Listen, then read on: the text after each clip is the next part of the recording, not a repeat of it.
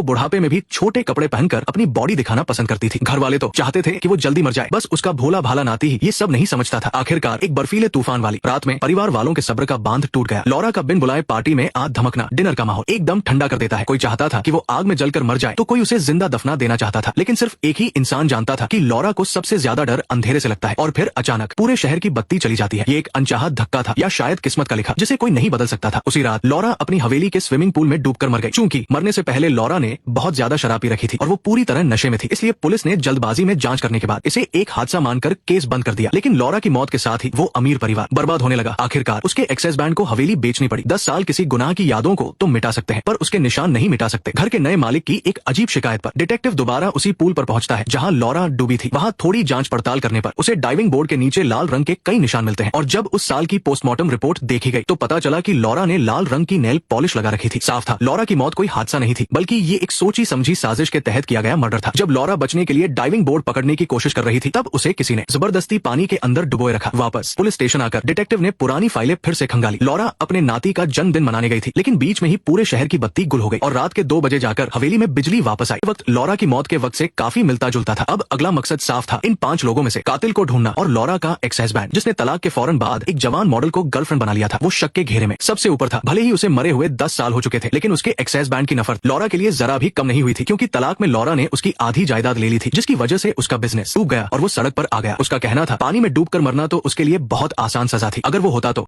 Laura को जमीन में गाड़ देता ताकि कीड़े उसका सारा जिस्म खा जाए। पर एक बात के लिए वो लॉरा का शुक्रगुजार था, उसी की वजह से उसे पता चला कि औरतों पर कभी भरोसा नहीं करना चाहिए। शहर में बत्ती जाने के बाद तूफान की वजह से सब घर में ही फंस गए थे। उसका एक्सेस बैंड बोर हो रहा था, अपनी नई मॉडल गर्लफ्रेंड के साथ कुछ वक्त बिताने की सोच ही रहा था कि तभी लॉरा वहां भूत की तरह आ धमकी। सामने खड़ी इस लड़की के बारे में लॉरा ने पहले से ही पूरी जानकारी निकाल रखी थी। उसे पता था कि वो मॉडल अपने गांव में 2 बेटे और एक बेटी छोड़कर आई है। ये सुनकर एक्सेस बैंड के तो होश ही उड़ गए। इतने बड़े परिवार को पालने के लिए उसे अपनी कितनी जायदाद लुटानी पड़ती। भले ही उस मॉडल के साथ उसका प्लान चौपट हो गया था, लेकिन लॉरा ने सच में उसका बहुत बड़ा खर्चा बचा लिया था। तो क्या अपना प्लान फेल होने पर उस मॉडल ने गुस्से में आकर लॉरा को मार डाला? लेकिन जब डिटेक्टिव ने उससे सवाल किया तो वो मॉडल, जो अब काफी मैच्योर हो चुकी थी, कहती है कि उसे लॉरा से हमदर्दी है, बल्कि वो तो लॉरा की शुक्रगुजार है कि उसने उस रात उसे रोक लिया। लॉरा के एक्सेस बैंड से ब्रेकअप करने के बाद उस मॉडल ने लॉरा के घर की फोटो एल्बम देखनी शुरू कर दी। लॉरा के बेटे ने उसे बताया कि अपनी जवानी में लॉरा एक ब्यूटी कॉन्टेस्ट की विनर थी, लेकिन उसके एक्सेस बैंड से मिलने के बाद उसने स्टार बनने का सपना छोड़ दिया। और शादी और बच्चों के सामने अच्छी अच्छी खूबसूरत औरतें भी हार जाती है। जब लॉरा ने एक बेटे और एक बेटी को जन्म दिया तो उसके बाद उसके पति के बाहर दूसरी औरतों से चक्कर चलने लगे। अपनी जिंदगी की ये कड़वी सच्चाई दोबारा सुनकर लॉरा भी गुस्से में उनके पास आ गई। ऐसा लग रहा था जैसे माँ बेटे में पुरानी कोई दुश्मनी हो और दोनों के बीच माहौल तनाव भरा हो गया। लॉरा ने बेटे पर इल्जाम लगाया कि वो कुछ नहीं करता और अपनी जिंदगी बर्बाद कर रहा है, तो बेटे ने कहा कि लॉरा उसकी जिंदगी में जबरदस्ती दखल देती है। दोनों की बहस यही नहीं रुकी। बेटे ने लॉरा की एक तस्वीर खींची और फिर गुस्से में उसे जलती हुई आग में फेंक दिया। लॉरा की वजह से ही वो समझा था कि औरतें जो कुछ भी अपनी खूबसूरती के दम पर हासिल करती है वो सब खूबसूरती ढलने के साथ ही खो जाता है। जब बेटे को पता चला कि लॉरा का मर्डर हुआ था तो वो हंसने लगा, कहने लगा कि कातिल को तो मेडल मिलना चाहिए। उसे अपनी जिंदगी में सबसे ज्यादा गर्व इसी बात पर था कि वो अपनी माँ के कंट्रोल में नहीं रहा। डिटेक्टिव को बेटे की इन बातों पर बिल्कुल यकीन नहीं हुआ, क्योंकि लॉरा की मौत के बाद एक बहुत बड़ी जायदाद भी तो मिली थी। इस पर बेटे ने कहा कि शायद उसके कंगाल बाप को पैसों की परवाह हो, लेकिन उसे इन पैसों की कोई जरूरत नहीं है। वो तो पहले ही सारे पैसे दान कर चुका है और वैसे भी गलत तरीके से कमाया पैसा आपसे हमेशा बड़ी कीमत वसूलता है। उस रात लॉरा अपने बेटे से झगड़ने के बाद अपनी बेटी पर बरस पड़ी। वो अपनी बेटी को डांट रही थी कि उसने अपने बेटे को एक घटिया सरकारी स्कूल में क्यों डाला। बेटी ने जैसे ही कुछ कहना चाहा, लॉरा ने उसे पैसों का डर दिखाया, क्योंकि जब बेटी को उसका बॉयफ्रेंड छोड़ गया था तब से लॉरा ही उसके बेटे का सारा खर्चा उठा रही थी। बेटी अपनी बात रखना तो चाहती थी, लेकिन चुप रहने में ही उसने अपनी भलाई समझी। उस दिन उसे अपनी बहन पर बहुत गर्व हुआ, वो बहुत कूल लग रही थी। हालांकि लॉरा की बेटी के लिए ये कहना आसान था, पर अकेले बच्चे को पालना कोई आसान काम नहीं है। अगर उसे सीधे विरासत के पैसे मिल जाते तो उसकी सारी परेशानियां एक बार में ही खत्म हो जाती। डिटेक्टिव ने जैसे ही आने की वजह बताई तो लॉरा का नाती खुद को रोक नहीं पाया और अचानक उसकी तबीयत खराब होने लगी और वो वहाँ से उठकर चला गया। बेटी का रवैया लॉरा के लिए काफी नरम था। वो कहती है कि उसकी माँ का बर्ताव अचानक ही बदला था और उसकी वजह पिता का धोखा था। अपनी जवानी में उसकी माँ भी बहुत खुशमिजाज और निडर हुआ करती थी। उसे अगर किसी चीज से डर लगता था तो वो था अंधेरा। अकेले अंधेरे पूल में डूबकर मरना, शायद ये मौत उसकी माँ कभी नहीं चाहती होगी। जब उसे पता चला कि डिटेक्टिव को उस पर शक है तो उसके ख्याल भी उसी रात में वापस चले गए। लॉरा से डांट खाने के बाद वो तीनों एक साथ बैठकर बातें करने लगे थे। बातों बातों में लॉरा के बेटे को कुछ पुराना याद आया। उसने इशारों में अपनी बहन को याद दिलाया कि उसका बेटा अब उसी उम्र में पहुंच गया है। उसकी बात खत्म होते ही लॉरा फिर से भूत की तरह उनके सामने आ गई। उसे देखकर तीनों का गुस्सा फिर से भड़क उठा।